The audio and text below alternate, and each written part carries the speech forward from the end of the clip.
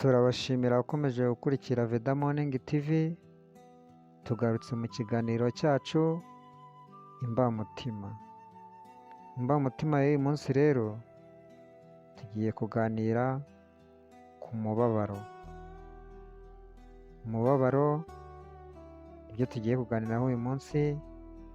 Kora subscribe kandi ukomeze kudukurikira.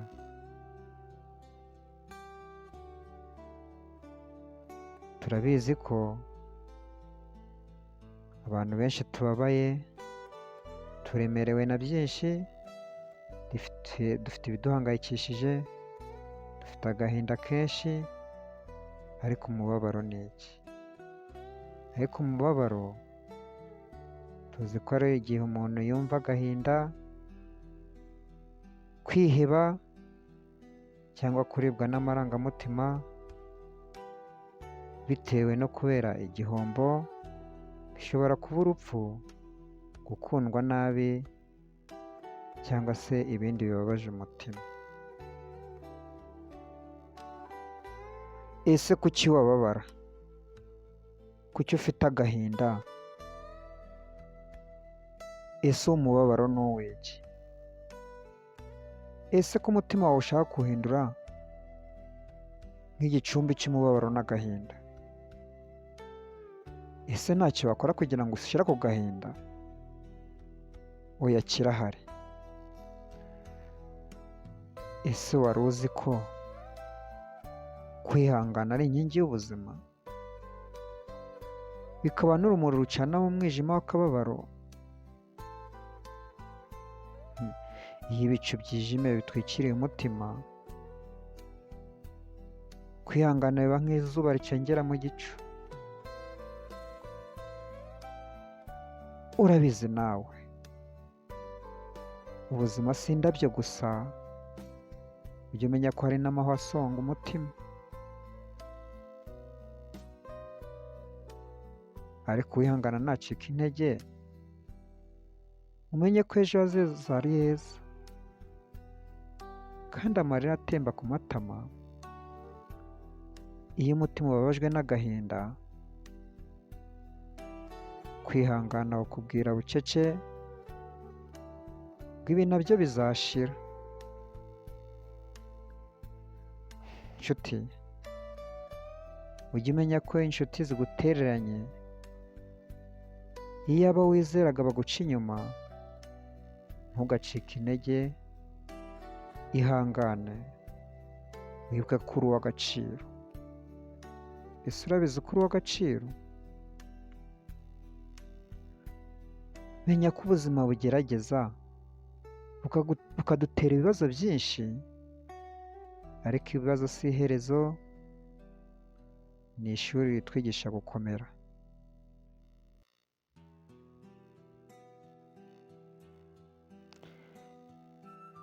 Uwahisemo kwihangana aba yubaka ejo heza, niyo yaba ari mu mwijima, aba azi umusecyuzo. Nshuti yanjye, niyo ubukene bwaba bukomanga ku rugi, niyo inzara yaba ivuza induru mu nda, ihangane wite ku nzozi zawe, kuko imbaraga ziri muri wowe. Muvandimwe wanjye, abaguha intege nke bazahinduka, ariko kwihangana ni kugutererana. Nshuti, kwihangana ni inshuti y'ukuri, ijya iguhumuriza mu bihe bikomeye. Iyo urwara ukabura ubuzima bwiza, iyo umubiri wumva urushye, ihangane wizere bizakira, kuko icyizere kirakiza. Nshuti yanjye, amarira si intege nke, ni igihamya cy'uko uri umuntu. ariko nyuma y'amarira hazaza inseko nshya. abanyembaraga si uko batagira ibibazo, ni abamenye kubyihanganira.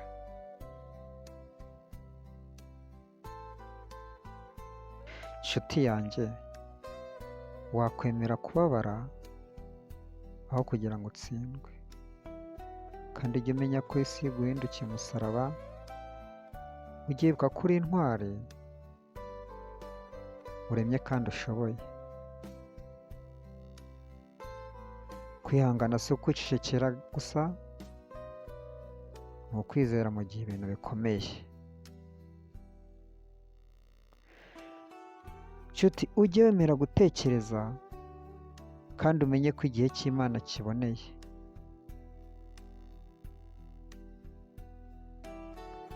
Kandi ujye umenya ko guhagarara mu muyaga, niyo waba ugiye kugwa, ariko mu mutima wawe ujye uvuga uti sinzatsindwa n'ibihe. Nshuti, ujye umenya ko ibihe bibi biraza bikagenda, nk'uko imvura igwa igahita, nyuma yaho hasigara ubutaka butoshye butanga umusaruro mwiza.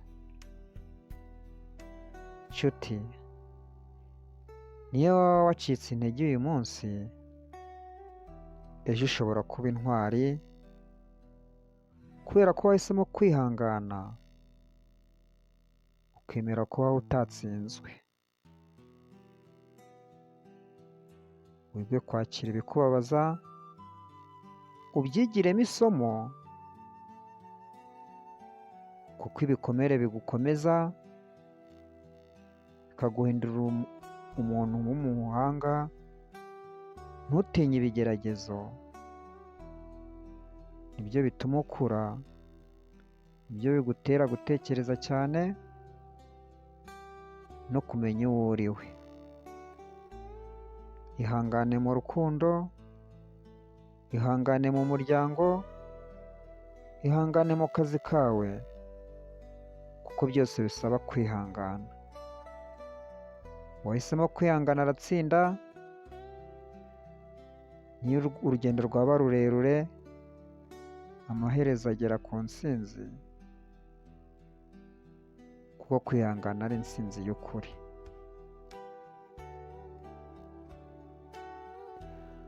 Nshuti yanjye, uwihangana ahora yiteguye guhangana n'imiyaga y'ubuzima,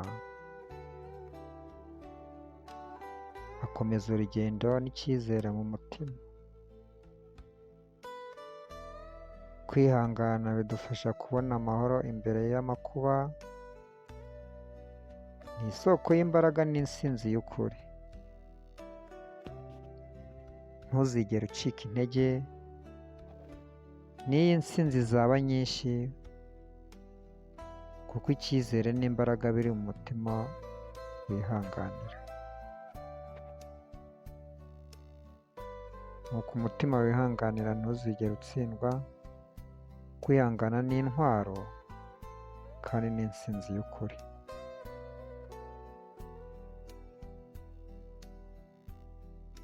Nshuti yanjye, ntucike intege, ibihe bibi biraza bikarangira, kandi amarira atemba ubu azahita asiga inseko. Ntuzibagirwe ko uri umuntu w'agaciro, ushoboye guhangana n'ibigeragezo byose. Ibibazo uri gucamo ni isomo rikomeye, rikwereka ko uzakomera kandi ukomeye. Ntugahagarike umutima wawe, ukomeze kwihangana. Icyizere kiri imbere, kiragarutse vuba. Komeza kwizera, n'isi yaba iguhangayikishije. Umucyo uri mu nzira, nta kizawubuza kuza. Niba wumva ucitse intege, fata umwanya witekerezeho, wibutse ko ushoboye kandi uri agaciro. Ntukibagirwe inshuti n'abakunzi bawe, bazagufasha koroherwa no kubona icyizere. Ibihe bikomeye ntabwo biramba, byose birashira. Nuko ukomeze kugenda imbere, wirinde gucika intege. Uko wihangana niko umutima umera neza, ukabona amahoro imbere y'ibigeragezo byose. Ibigeragezo byose bizashira, kandi uzasanga ukomeye kurusha mbere. Nuko humura umutima wawe cyane, kuko ejo hazaza ni heza. Turabashimira abakurikiye ikiganiro Imbamutima kuri channel yacu Vida Morning TV. Turabashimira ko mukurikira ibiganiro byacu, kandi tubashimira iteka ko mudahwema kudukurikira, kandi muhorane Imana n'amahoro mu mitima yanyu. Ikiganiro ari Imbamutima kuri Vida Morning TV.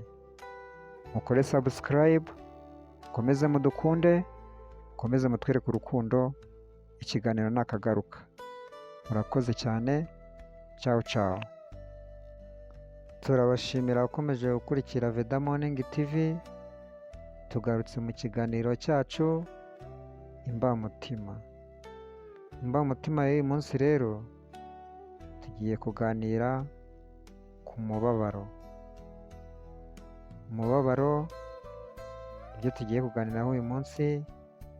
Kora subscribe kandi ukomeze kudukurikira.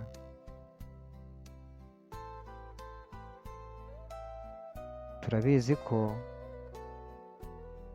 abantu benshi tubabaye, turemerewe na byinshi, dufite ibiduhangayikishije, dufite agahinda kenshi, ariko umubabaro ni iki? Ariko umubabaro tuzi ko ari igihe umuntu yumva agahinda, kwiheba, cyangwa kuribwa n'amarangamutima bitewe no kubera igihombo. Bishobora kuba urupfu, gukundwa nabi, cyangwa se ibindi bibabaje umutima.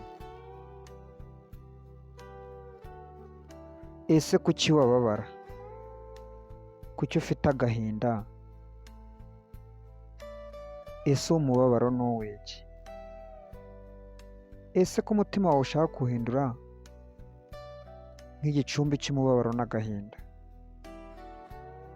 Ese ntacyo wakora kugira ngo ushyire ako gahinda? Oya, kirahari. Ese wari uzi ko kwihangana ari inkingi y'ubuzima, bikaba n'urumuri rucana mu mwijima w'akababaro?